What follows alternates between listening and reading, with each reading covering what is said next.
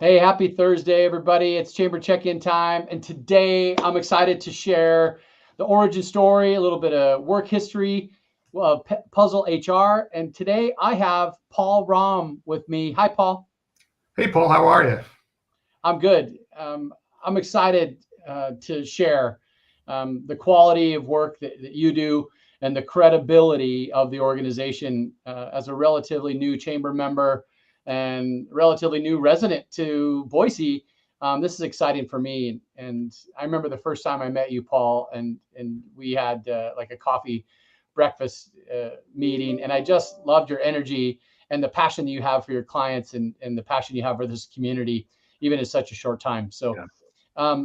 but before we get to that, Paul, I get to thank our series sponsor for these check-ins. And as you know, it's Delta Dental of Idaho.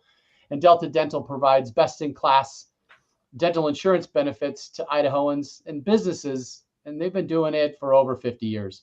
And with that, I'm going to share a fun factoid from their Tooth Truth series. Here we go. Did you know that 20% of patients wear braces between the ages of 20 and 60? Looking good, adult peeps. I see more and more braces on adults than I do than I have in the past. I agree. So, Paul, let's start it off. I'm going to just say that, Paul, you have over 20 years in the human resources industry, helping hundreds of businesses navigate and solve those complex issues that businesses face with people, as the asset of businesses. So these check-ins, they're really good for learning and sharing about chamber member businesses and their services and products, but especially I love learning about the people. So why don't we start off with that? Paul, tell us a little bit of how you got involved in human resources and bring us up to speed on your history of work.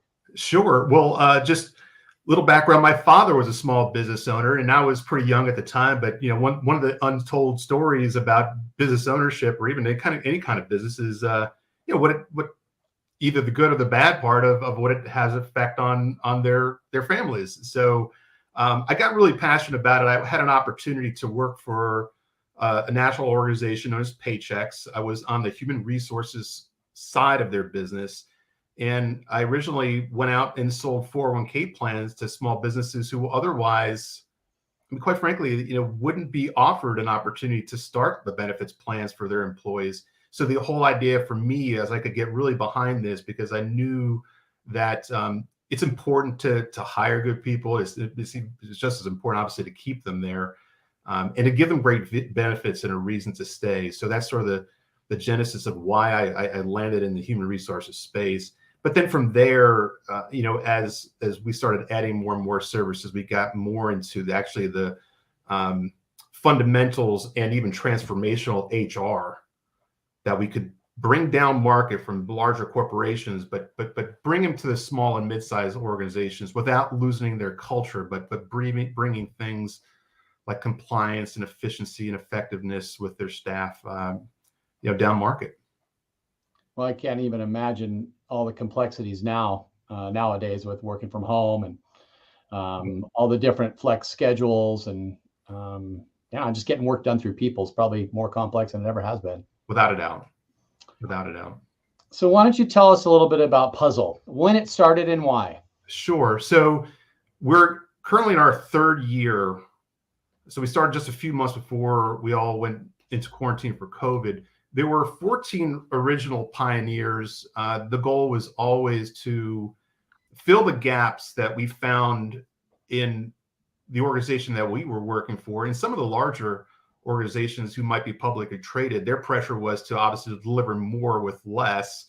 And so I think the effect is that more and more of human resources became more of a SaaS solution than it was actually to provide the actual labor in the HR leadership and guidance that the small businesses needed. And so as we got further and further away from that, I think that created the opportunity for us to fill in that gap. So now we're in our third year. We've grown from 14 to We now have over 200 employees. Not really sure what the count was or is, but just even on our HR professionals, the project managers, there was just recently a meeting where 47 people showed up for a leadership and development and meeting. That it's just amazing to see how quickly we've grown and the need for it out in the marketplace. Hey, we were talking before we went live, and you want to share a couple stories of some of the solutions that you provide. Help share with me and the listeners some of those stories that are relevant to describe how Puzzle solves solutions. Sure. Well, just to go back, so I mentioned that we don't sell software. The goal is for us to be non-disruptive to our clients' technology stack, if they have one, if they enjoy their payroll software and they get benefits administration through their brokers, is to kind of leave as much as in place as we can, and that our people, our payroll engineers, our benefit specialists on the tactical side will just plug directly into their technology. So I'll give you a quick example. There's a health care facility up in Emmett, had a very difficult time keeping a payroll engineer in place long enough to actually get them trained and allow their controller and their CFO to move on. Again, to bigger, more important projects. They kept turning this person over. So when I did an outreach, we did a deep dive with our operations people. We figured out, it's going to take X amount of time every pay period to do their payroll for them. And that's exactly what we're doing. Now, payroll's gnarly. This is a very challenging client. And I should say that their payroll is very challenging in the healthcare space, but we're doing the work. We're actually providing the labor. We have plugged in an individual who shadowed our client for 2 months and then took it over. And now we own the process. So even if we lose somebody on our side, our clients don't suffer because we have created the SOPs to keep that continuity going so that, again, their controller and their CFO can stay focused on what they do best. I love that example. And so that even dives into our next question is that I'm interested in learning more and sharing is all the different services. I mean, you have a great website, and on the website, there's this pie chart. Maybe just take us from 12 o'clock all the way to 12 o'clock. Yeah, well, I guess I'm not, I would say, look, if I like to think of even like when you just even think as a business, you have a need to hire somebody, you've got to start with, what is this person's role? What is the job description of what we're trying to hire for?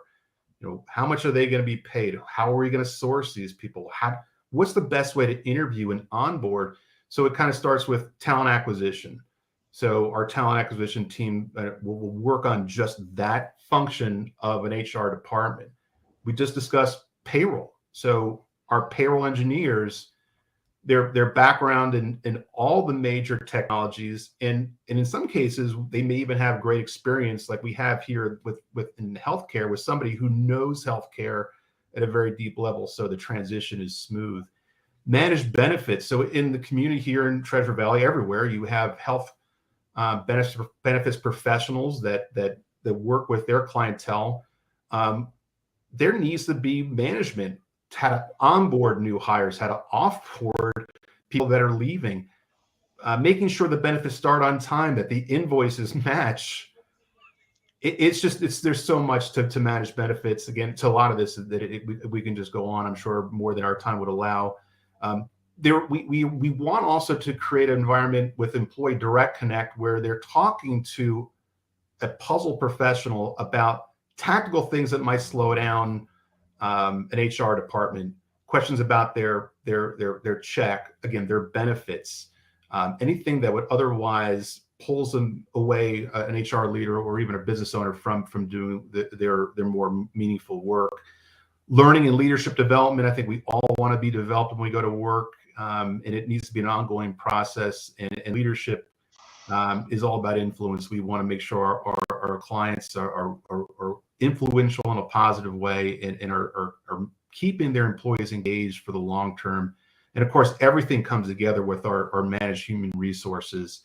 Again, I mentioned we have 47 HR project managers nationally. They collaborate, they learn together, they share stories, and that can only help our clients in the big picture. So there's a lot of key areas there, but there's quite a bit to human resources. Just like building a house, there's just so many components, and you need specialists. Well, I remember growing up in the grocery industry, and your store director was your HR manager, your CFO, your order writer, everything. And if you needed some guidance, you talk to your bookkeeper or your store director, and they're not human resource professionals. And so I wonder how those conversations are going with having a live person in your office versus working remotely with a human resources expert. How's that working for you? But it seems to be just fine. I don't know if it was just a matter of timing. Of course, with COVID, everybody went to remote, and some people stayed there, some people can't stay there. But I think in terms of the services that we provide, listen, I'm in business development. I'm finding that a lot of prospects continue to want to do this, just go remote and just go through the sales process and then eventually our services on a remote basis. It seems to be working. There are going to be situations where there's an expectation that we have an HR business professional on site, and we do amend to that, right? So what we do is we don't charge by the hour. We just kind of figure out what is the level of time it's going to take, what's the scope of the people that we're going to be putting in place, how much time will they be applying to this particular client, and we price our services like that, not on a PEPM or per employee per month, and not on an hourly.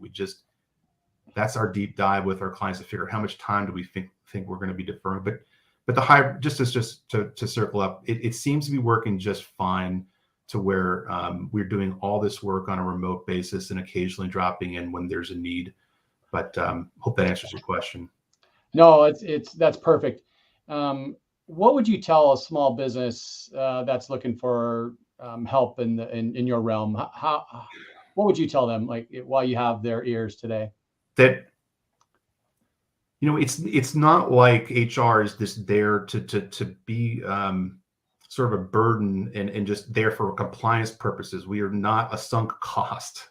Right. The HR professionals, when you unleash their training that they receive, both in college and ongoing through the different organizations and training, if you can get rid of the tactical and that friction of all these small minutia repeatable processes from their plates, that they can be providing services to which you can attract top talent, you keep them there. And again, I think that's sort of the key, is that business is going to be all about, the leadership and the employees and the energy that they bring to an organization, and keeping those HR professionals and business owners focused on the things that are most important, which is their staff and business development. I was at the Amazon Fulfillment Center, and I took a tour last week, and I love their organizational chart, where it lists the employees on the top bar, and then it went operations lead, and then it went executive leadership. I like the way that they have kind of turned it upside down and focus on the employee, and that's their top priority. And I think that's something that we all can learn is what's the most important part about our businesses, and it's the people. And how do we retain those people? How do we keep encouraging those folks? What drives people individually to succeed? Have we set them up for personal and professional development? And I just love the way that you go to business, Paul, and that puzzle has a national scope or a national view of what's going on. It can help locally as well. I love that.